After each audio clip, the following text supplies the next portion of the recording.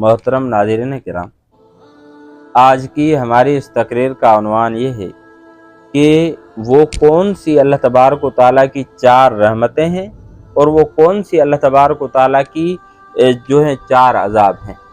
سب سے پہلے 4 رحمتوں کو ذکر کرتا ہوں، اس کے بعد 4 جو عذاب ہیں ان کو ذکر کروں گا۔ اللہ تبارک و تعالیٰ کی 4 رحمتیں جو انسان سے برداشت نہیں ہوتی، ان میں سے ایک بیٹی ہے۔ آپ نے علماء کرام سے یہ بات بار بار سنی ہوگی کہ نبی کریم صلی اللہ علیہ وسلم کی ولادت سے پہلے جو عرب کے لوگ تھے وہ اپنی بیٹیوں کو زندہ دفن کرتے تھے، اور ان کے ہاں یوں سمجھیں کہ عورت جو ہے وہ ایک عار محسوس کرتے تھے۔ وہ یہ سمجھتے تھے کہ ہماری بیٹی ہوگی، کسی اور کے ساتھ ہم اس کا نکاح کریں، ہماری بیٹی کسی اور کے ساتھ جا کر جو ہے اس کی فراش بنے، یہ ہمیں منظور نہیں ہے۔ اس عار کی وجہ سے وہ اپنی بیٹیوں کو جو ہے زندہ دفن کر دیتے تھے، حالانکہ ان کو شاید اللہ تبارک و تعالیٰ نے یہ سمجھ نہیں دی تھی کہ وہ خود بھی تو ایک ماں کے بیٹے تھے، وہ خود بھی ایک عورت کے بیٹے تھے۔ بہرحال وہ اس طرح بیٹیوں کو دفن کرتے تھے۔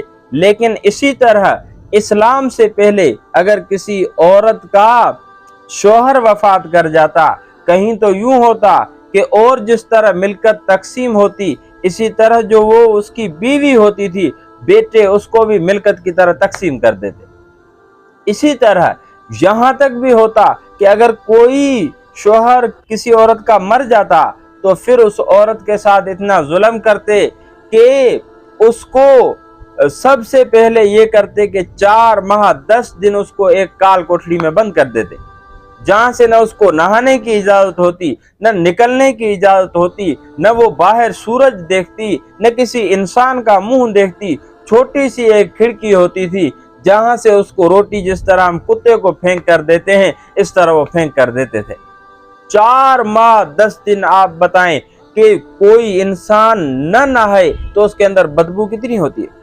کتابوں میں آتا ہے کہ 4 ماہ 10 دن کے بعد جب اس کو نکالا جاتا تھا، خنزیر یا کسی اور جانور کے قریب اس کو کھڑا کیا جاتا تھا تو اتنی بدبو ہوتی تھی جس کی وجہ سے اس کے قریب کھڑا ہوا جو جانور ہے وہ بھی چھلانگے مارنے لگتا تھا، وہ بھی اس کو جو ہے برداشت نہیں کر سکتا تھا۔ اس پر بھی وہ بس نہیں کرتے تھے، اتنا ظلم کرنے کے بعد اس کو کیا کرتے تھے کہ مار کر ویسے ہی پھینک دیتے تھے، اس کا نہ اس کو دفن کرتے نہ کچھ کرتے، اتنا ظلم ہوتا تھا عورت پر۔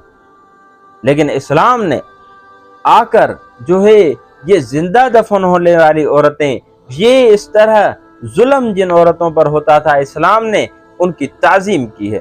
فرمایا کہ اگر بیٹی ہے تو رحمت ہے، بہن ہے تو نعمت ہے، اگر بیوی ہے تو سکون ہے، اگر ماں ہے تو پھر قدر کرو، یہ اللہ تبارک و تعالیٰ نے اس ماں کے قدموں کے نیچے جنت رکھی ہے۔ تو یہ اسلام نے عورت کو عزت دی۔ اسی طرح نبی کریم صلی اللہ علیہ وسلم نے یہ بھی فرمایا صحابہ کرام کو کہ اے میرے صحابیوں، دیکھو لوگ آپ کو بیٹوں کے پیدا ہونے پر مبارک دیتے ہیں، لیکن اگر مجھ محمد صلی اللہ علیہ وسلم سے آپ پوچھتے ہو تو اہنیکم علی بناتکم، آپ کے بیٹیوں پہ پیدا ہونے پر یاد رکھو میں محمد الرسول اللہ تمہیں مبارکباد دیتا ہوں۔ یعنی اسی طرح آپ دیکھیں گے تو نبی کریم صلی اللہ علیہ وسلم کے جو بیٹے تھے وہ بچپن میں ہی فوت ہو گئے۔ نبی کریم صلی اللہ علیہ وسلم کا جو خاندان بڑھا ہے، ابھی جو سید خاندان کے ہیں، ابھی جو نبی کریم صلی اللہ علیہ وسلم کے خاندان کے ہیں وہ بیٹیوں سے ہیں۔ یعنی اتنی اسلام نے جو ہے بیٹیوں کو عزت دی۔ لیکن ابھی بھی کچھ لوگ بیٹی کے پیدا ہونے پر ایک عجیب منہ بناتے ہیں، اس کو ایک یوں سمجھے کہ عجیب سمجھتے ہیں، حالانکہ بیٹی اللہ کی رحمت ہے۔ اسی طرح مہمان یہ بھی اللہ تبارک و تعالیٰ کی رحمت ہے۔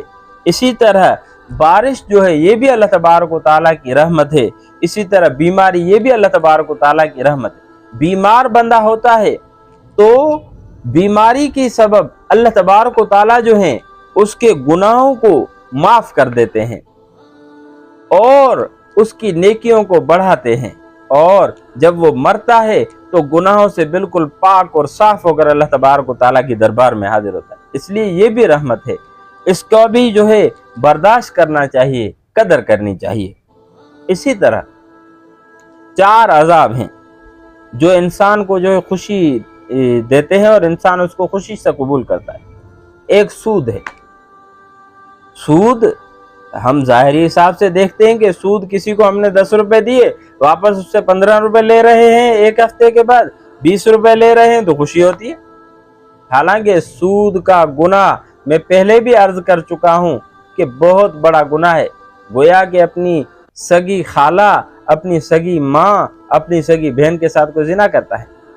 اسی طرح جھوٹ بولنا بھی ایک بڑا جو ہے گناہ ہے، ہم اسے گناہ سمجھتے ہی نہیں، مزاحیہ انداز میں اور جھوٹ بول دیتے ہیں بس۔ اسی طرح اللہ رب العزت نے فرمایا کہ لعنت اللہ علی الکاذبین، جھوٹوں پہ اللہ کی لعنت ہے بس، یعنی اللہ کی رحمت سے جھوٹ بولنے والے دور ہیں۔ اسی طرح جہیز جو ہے یہ اللہ کا عذاب ہے، لیکن ہم اس کو لازم سمجھتے ہیں۔ کوئی غریب ہے، مسکین ہے، ہم تو یہاں تک شرط لگاتے ہیں کہ آپ کی بیٹی کے ساتھ میرے بیٹے کا نکاح ہوگا لیکن آپ نے یہ کرنا ہے کہ اتنا، مثال کے طور پہ 2 لاکھ روپے کا جہیز دینا ہے، ایک گاڑی دینی ہے جہیز میں، اسی طرح فلاں چیزیں دینی ہیں۔ تو حالانکہ یہ یوں سمجھیں کہ غیر مسلموں کی رسم ہے جو ہم اس کو اٹھا رہے ہیں۔ جب باری آئے گی اسی بیٹی کو والدین کی ملکت سے جو ہے یوں سمجھیں کہ حصہ دینے کی، تب اس پر کوئی بھی کسی بھی قسم کا کوئی اس کے طرف دھیان نہیں دیں گے۔ بھئی جہیز ہم نے دے دیا، جہیز تو دیا ہی نہیں کسی نے، جہیز کا ثبوت ہی نہیں، جس کو ہم نے ابھی بنایا ہے جس طرح۔ اسی طرح غیبت کرنا یہ بھی ایک یوں سمجھیں کہ بڑا گناہ ہے۔ غیبت کے بارے میں آتا ہے غیبت زنا سے زیادہ سخت گناہ ہے، الغیبت اشد من الزنا۔ تو اور ہم جو ہے یہ اللہ کا عذاب ہے اور ہم اس کو خوشی سے قبول، اور ہمارا یوں سمجھے کہ پسندیدہ مشغلہ غیبت کرنا ہے۔ ہم 2 ایک ساتھ بیٹھ جائیں اور پھر ہمارا جو سب سے پہلے موضوع شروع ہوگا وہ موضوع ہی اسی سے شروع ہوگا کہ فلاں بندہ ایسا ہے، فلاں جو بندہ ہے وہ ایسا ہے۔ بابا وہ ایسا ہے، مر کے تو اس کا جواب دے گا؟ وہ ایسا ہے، وہ مر جائے گا، تو اس کی قبر میں جا کر اس کی طرف سے اللہ کے سامنے حاضر ہوگا؟ وہ جیسا ہی ہے اپنے اعمال کا خود اللہ تبارک و تعالیٰ کو جواب دے گا نا۔ مجھے اپنے بارے میں سوچنا چاہیے کہ میں کیسا ہوں، میرے اعمال خود کے ٹھیک ہیں، خود سارا دن عیاشیاں کرتا پھرے، خود سارا دن جو ہے غیبتیں کرتا پھرے، خود سارا دن جو ہے لوگوں کے عیب تلاش کرتا پھرے، اس مکھی کی طرح جو صاف چیز کو چھوڑ کر، جو دودھ کو چھوڑ کر پاخانے پر جا کر بیٹھتی ہے، اس کی طرح جو ہے ہم بھی لوگوں کی خوبیوں کو چھوڑ کر ان کے عیب دیکھتے ہیں۔ ہر انسان جو ہے اس کے اندر اگر مثال کے طور پہ 2 عیب ہیں، 3 عیب ہیں، 4 عیب ہیں تو 5 خوبیاں ضرور ہوں گی۔ مسلمان ہے لیکن ہم نہیں، ہم نے تو وہ جو اس کی خوبیاں دیکھنی ہی نہیں، بس ہم نے یہ عہد کر لیا ہے کہ کسی کی خوبی دیکھنی ہی نہیں، فقط اس کے عیب دیکھنے۔ اور مثال کے طور پہ میں کسی کے بارے میں سوچتا ہوں کہ یا غیبت کرتا ہوں فلاں، اب اس کا وہ خود تو ایسا، اس کا خاندان ایسا، وہ ایسا، وہ ایسا، لیکن جب باری آئے گی میری خود کی تو میں کہوں گا کہ میں تو بھائی بڑا اللہ کا ولی ہوں۔ حالانکہ یہ نہیں ہے کہ میرا خود کا بھی وہ کہتے ہیں نا کہ ٹھاٹھا خراب ہے۔ تو ہمیں اپنی فکر کرنی چاہیے، اوروں کی فکر کرنی چھوڑ دیں۔ ہم مریں گے نا تو ہم سے ہمارے بارے میں پوچھو، میں مروں گا تو قبر میں مجھ سے پوچھو گی کہ تو نے کیا کیا ہے، اگر کوئی اور مرے گا نا اس سے پوچھو گی کہ تو نے کیا کیا ہے۔ مجھ سے یہ نہیں پوچھا جائے گا کہ لیاقت نے کیا کیا، مجھ سے یہ نہیں پوچھا جائے گا زید نے کیا کیا، مجھ سے یہ نہیں پوچھا جائے گا کہ فلاں نے کیا کیا کیا نہیں کیا۔ ہم نبی کو کہا گیا کہ انک لا تہدی من احببت ولکن اللہ یہدی من یشاء، اے محبوب آپ فقط لوگوں کو سیدھی راہ دکھلانے والے ہیں، اس پر چلانے والا میں اللہ ہوں۔ हमें फ़कत लोगों को कहना है कि भाई ये सीधा रास्ता है, ये सीधा रास्ता नहीं, बस, और हमारे ज़िम्मे कुछ नहीं।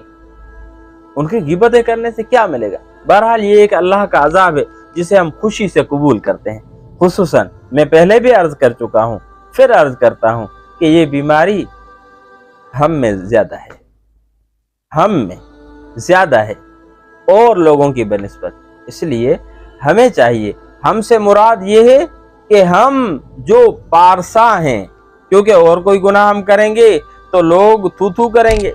अब ये एक ऐसा गुनाह है जिसमें लोग शौक से सुनेंगे किसी की गिबत करनी है। वैसे तो हम पारसा हैं, लेकिन गिबत हमें करनी है। दो चार मुरीदीन हर एक के होते हैं, मौलवी है तो उसके मुरीदीन होते हैं, दाढ़ी वाला है उसके मुरीदीन दो चार होते हैं, मुरीदीन हो ना हो उससे एतकाद रखने वाले दो चार होते हैं। फिर बैठ गया फुला ऐसा फुला, सब कहते हैं वाह वाह वाह हजरत जी वाह, और फिर इस तरह हम शुरू हो जाते हैं। बहरहाल इन चीज़ों से हमें बचना चाहिए। मैं अल्लाह तबारक व तआला के दर पे जो है दुआगू हूँ कि अल्लाह रब्बुल इज़्ज़त, ये मगरिब का वक़्त है, इस वक़्त अल्लाह तबारक व तआला से, क्योंकि कबूलियत का वक़्त होता है, अल्लाह रब्बुल इज़्ज़त से दुआगू हूँ, अल्लाह रब्बुल इज़्ज़त मुझे, आपको, तमाम मुसलमानों को अल्लाह तबारक व तआला इन कभी गुनाहों से बचाए। अल्लाह तबारक व तआला हमें जो है तौफीक बख्शे, हम नेक अमल करें, हम अपने बारे में सोचें। मैं सारा दिन हमने क्या किया, रात को जब बिस्तर पर आए ना तो फिर सोचें कि आज दिन में हमने नेकियां ज़्यादा की हैं या बुराइयां ज़्यादा की हैं। अगर नेकियां ज़्यादा की हैं तो अल्लाह का शुक्र अदा करें, अगर बुराइयां ज़्यादा की हैं तो अल्लाह से माफ़ी मांग के फिर सो जाया करें। अल्लाह तबारक व तआला हमें अमल की तौफीक नसीब फरमाए। सबसे पहले मैं अपने आप को मुखातब करता हूँ, आपको भी करता हूँ। अल्लाह रब्बुल इज़्ज़त अमल की तौफीक नसीब फरमाए। आमीन।